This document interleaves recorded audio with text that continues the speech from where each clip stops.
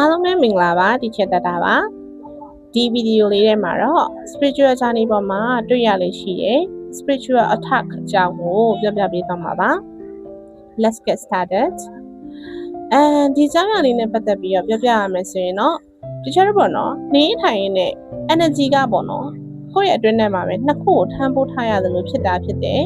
တချို့ကြတော့လေဒီ twin flame နဲ့တွေ့တာမဟုတ်ဘဲနဲ့ spiritual awakening ရတယ်ပေါ့နော်သူ့ဘာသာသူရတဲ့သူလည်းရှိပါတယ်ဒါကြောင့်ပုံစံမျိုးမျိုးနဲ့ရတဲ့ပုံမှာ spiritual journey ပေါ်ရောက်လာပြီးဆိုရင်နေထိုင်နေတဲ့ဘာအကြောင်းအရာမှ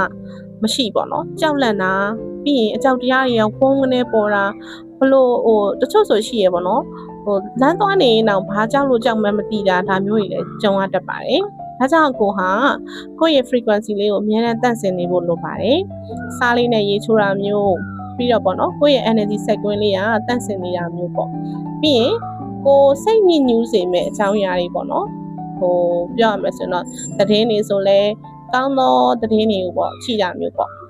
တချို့ဆိုမှုကင်းသတင်းတွေကြည့်ပြီးတော့ကြောက်လန့်တာမျိုးတွေအဲ့လိုမျိုး program လုပ်တဲ့အရာတွေကများလာတဲ့အခါမှာ toxic တွေဖြစ်လာတာပေါ့နော်။ဒါကြောင့် mind body soul ကို align ဖြစ်ဖို့တန့်စင်ဖို့ကအရန်လိုအပ်ပါတယ်။ဒီကြားနေမှာပေါ့နော် teacher card ဆိုလဲသူ share ပေးဖို့ပါတယ်။နေနဲ့ပေါ့နော်တကဘာလုံးကအကြောင်းအရာလေးပဲသူ့ခေါင်းပေါ်ရောက်လာတယ်လို့အတွေးတွေအရန်များနေတာမျိုးတွေပြီးတော့သူ့ဘာသာသူကားပြင်နေရင်းနဲ့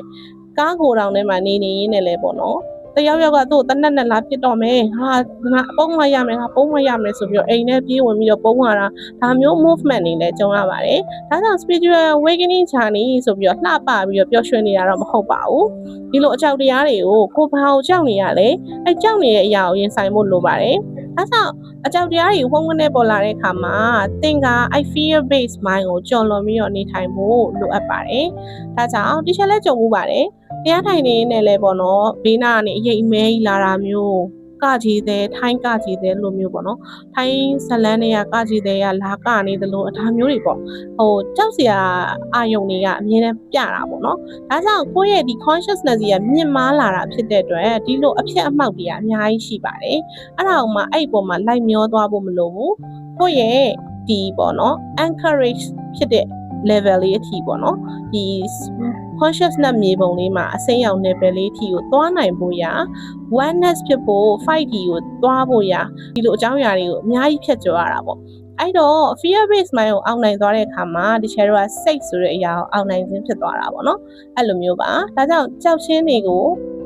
မြင်လာတဲ့အခါမှာကြောက်ချင်းရဲ့အစွန်းတစ်ဖက်မှာမကြောက်ချင်းရှိရဲဆိုတဲ့အရာပေါ့နော်အဲ့ဒါကိုမြင်လာပြီဆိုလို့ရှိရင်ဒီ share ရဲ့ spiritual awakening journey မှာပေါ့ပါလွတ်လပ်ပြီးတော့နေ့ရက်တိုင်းကအတိတ်တတိတွေမြင်လာတာပေါ့နော်ကိုသိရှိမှုတွေပို့ပြီးတော့ခိုင်မြဲလာမယ်